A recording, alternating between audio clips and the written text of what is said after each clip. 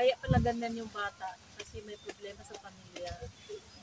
Apektado talaga ang mga bata kung ang mag-asawa ay may problema. Kaya nga pala si Rinante, maagang namulat sa hanap buhay kasi gusto niyang makatulong sa nanay niya na magkapera at ibibigay niya. Kawawa ang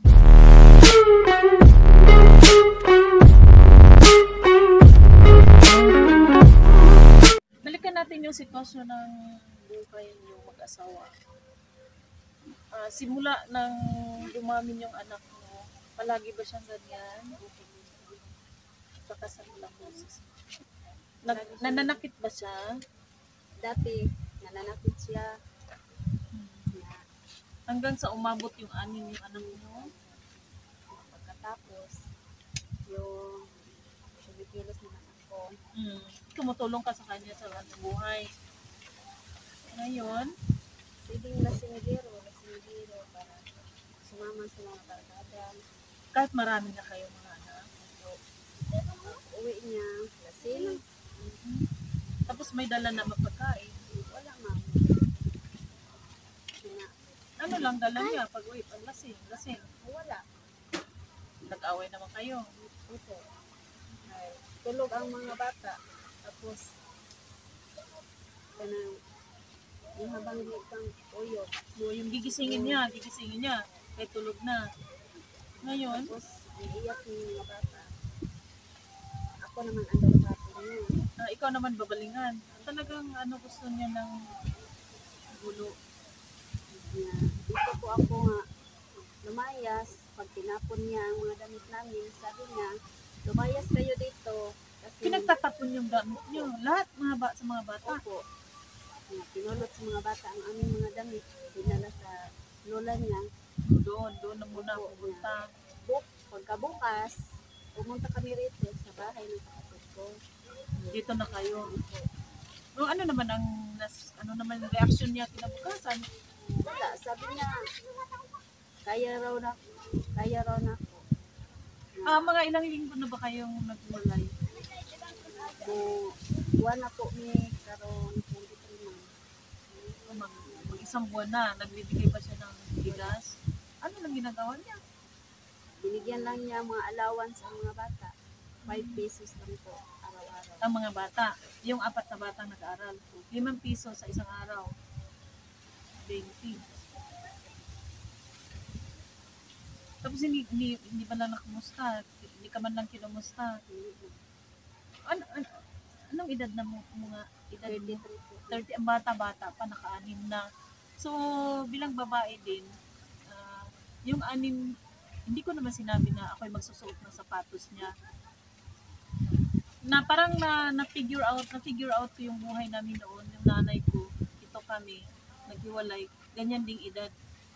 Naghiwalay sila, at kami napalaki na maayos. Yun nga, tiyaga lang, walang suporta yung tatay ko. Pero nakita ko yung sitwasyon niya, kayang-kaya niya. Kaya huwag kang mawala ng pag-asa. Ang importante, mapag-aaral mo yung mga anak mo. Malalaki na kayo nagkita eh. Ilang babae, paano nasasaktan din ako pag may pamilyang ganyan na sinasaktan yung asawa. Yung asawa marunong naman tumulong sa pag-anak buhay, sa kanyang asawang lalaki. Bakit pa ba naman ganun? No? Pwede naman tayong uminom, pero huwag lang makiaway. Na? Pag-anak buhay, ano lang ba? Yung unahin muna yung pamilya. Hindi ko pa nakita yung asawa mo. Hindi, ma'am. Kasi araw-araw yung malakad sa mama. Ay, hapon. Ay, opo. Araw-araw sumama sa barkada. Ay, feeling ulitawo. Tawag Nanay mo? lola po sa Lola. Kumusta? Maghiwalay sila eh. Ba't ano nangyari na eh? hindi ko alam.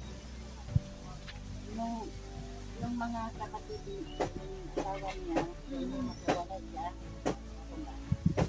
yun, hindi ko alam mo, hindi ko lalaban. Natinasa ko ng mga laman. Tapos, sinabihan ko, lagi ang asawa, Ay, po, ang binikanan ay ano ito. Pag masakit. O yan, Diba? talaga. May ginang asawa, kay kauban nimo, Mm. kung sa ibatyago nimo, kapanan dahil nimo, ang Oo. binikanan, Iba. iksoon. Lahi. Akong giingnan. Amo to, gikuha niya. Wala, nagbahin na sa mga, Kaptangan. Mga kuwan. ano ang mga ginio? Yung mga ginio makuhan. Bahin na sila, ng mga humay, ng mga hayop, bahin na. Bahin na nga to sa maksan. Mo to, ang kuwan mo na, nakaman na sila.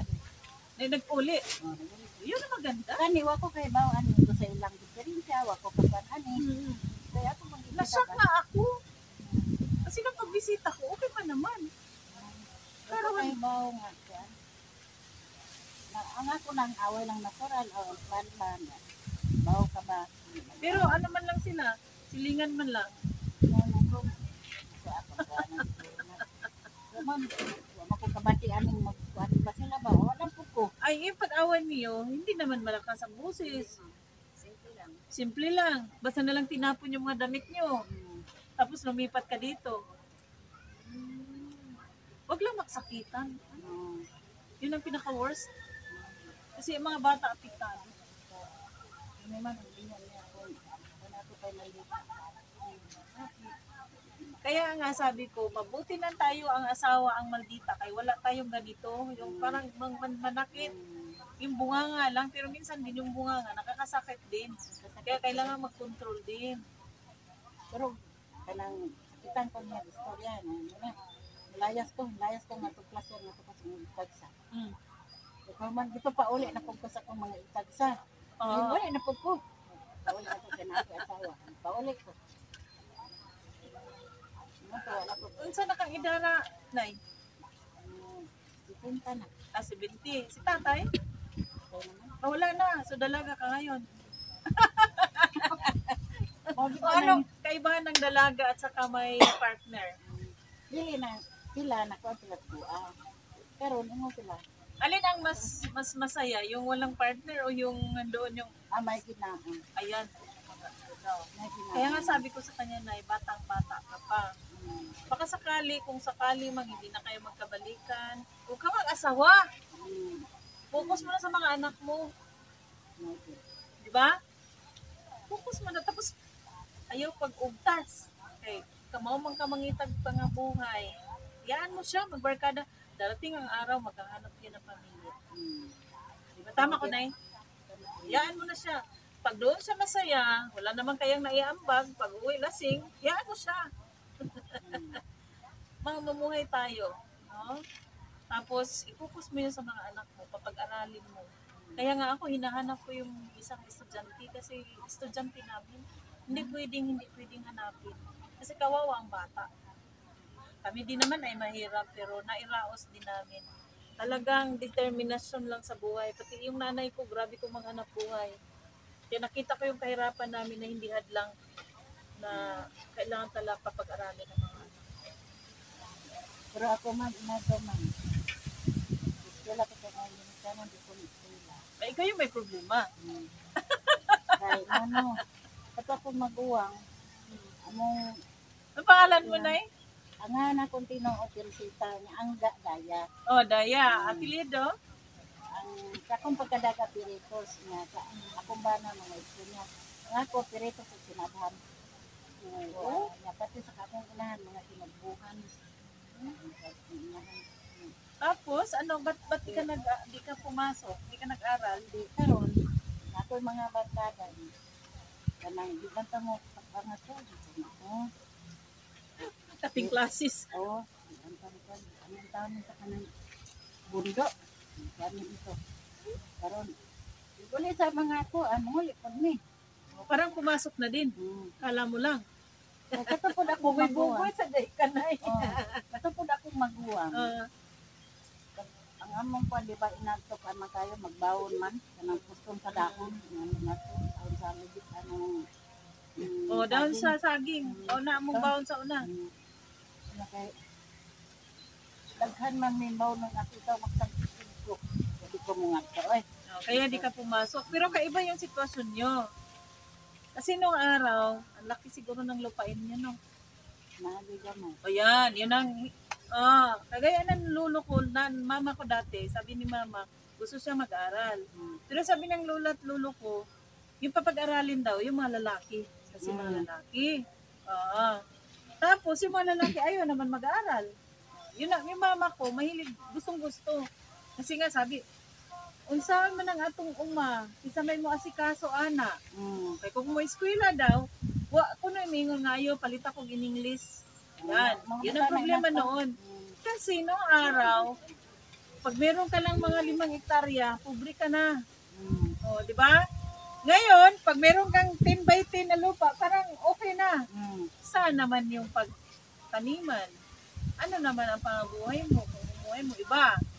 Kaya doon, ang daming pagkain nung araw. Hindi hikahos. Ang problema natin ngayon, pagkain na. Wala naman tayong bukid.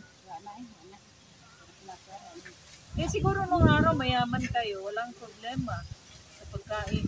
Paano to? Yung kaharapin natin ngayon, yung kayong mga bata, paano? Diba? Kaya naawa ako sa kanya. Pero yan mo, bata ka pa naman, kayang-kaya mo pang buhayin yung 6. Ang ano ko lang sa'yo, advice ko lang sa'yo, huwag mo nang dagdagan para maging 7, maging 8, maging 9, maging 10, at hanggang 100. Kasi karamihan ng mga nag-aaway, pandagdag pagpagkaan, madagdagan yung anak pag nagkabalikan ulit.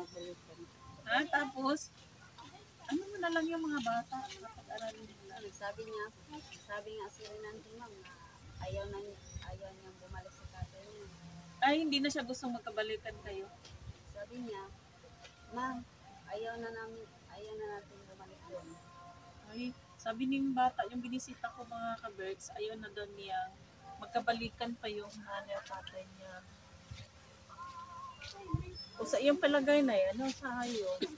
Kasi ma'am, ang kanyang tatay, walang kaibahan yan. Ay, di magbabago. Gaya pa rin. Anak-anak mo pa. Oh, yan. Anak-anak makahinumdum. Anak Yan. Yun na. Kaya, hayaan niyo muna yan. Dati nagmasakit siya.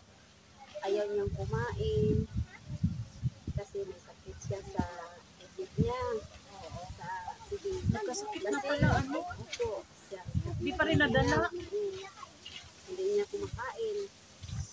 Hindi siya makatulog kasi masakit siya. Yung baga atay niya, tinitira yung alcohol.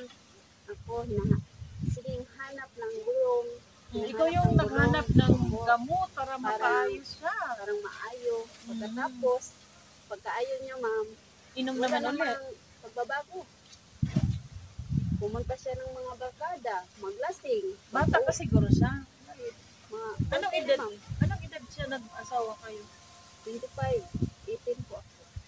Bata na yun? Mature na? Talaga yung gusto lang niyo yung barkada? Sa mga bata. ang barkada dili ra ba makahatag tambal? Pagkaayo niya, pumunta Dili naman ra ng ba barkada. makahatag diha og kanang sabi niya kanang ang barkada dili makahatag tambal. Ug magmasakit po siya dili siya kabot.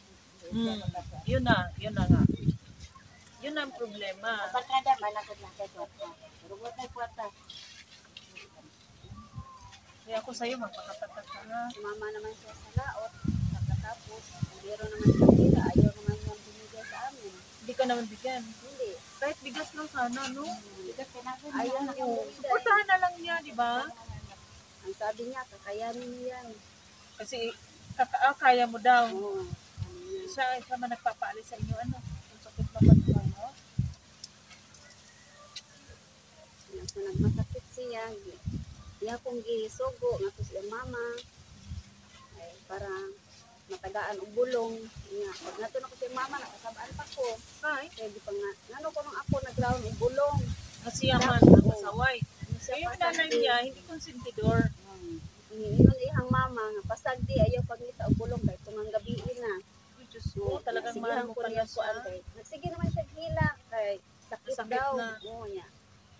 Siyempre ako, makuan di ko Bilang kay- asawa. Opo. Nagtugi ko, lugtos ko, ngita og bulong. Niya, ginano ko siya mama. Pasagdi, kaya saan pagkatagam ni Ana, og ikagi maning kamo. Talagang mahal naman mo nga siya. Niya, pagkatapos ma'am, na abot ko dito og baryo pangita og bulong, ng utang para lang maayo. Pagkatapos, walang hapon. Hapon. So, hindi ibig sabihin mga ka-birds na ako'y nakialam sa kanilang buhay, mag-asawa. Ang pinupunta ko dito mga ka-birds, yung mga bata. Kasi doon sila nag-aaral sa school. At saka kung may mag-absent, hinanap ko talaga yan. Dito ko napagtanto na kaya pala ganyan yung bata kasi may problema sa pamilya. Apektado talaga ang mga bata kung ang mag-asawa ay may problema. Kaya nga pala si Rinante, maagang namulat sa hanap buhay kasi gusto niya makatulong sa nanay niya na magkapera at ibibigay niya. Kawawa ang bata na dapat sana sa kanyang murang edad, nasa school pa siya. Kaya huwag nating hayaan na manaig yung problema kaysa pangarap natin para sa mga bata. Kaya ikaw, pakatatag ka para sa bata. Para sa mga anak mo. Anyway, pag mangyari, ito naman, hanapin nyo lang ang Gina's TV, ma-upload ko yan, baka sakaling may mag-sponsor, matutulungan yung mga anak mo. Ha? So, ito lang, hindi na kami magtatagal kasi magbibiyahe pa kami. Pakatatag ka lang, babalik kami, ha? Babalik, tsaka hanap buhay tayo. Bilang babae, ipapakita namin sa mundo na kaya namin palaki ng mga anak kahit wala yung asawa.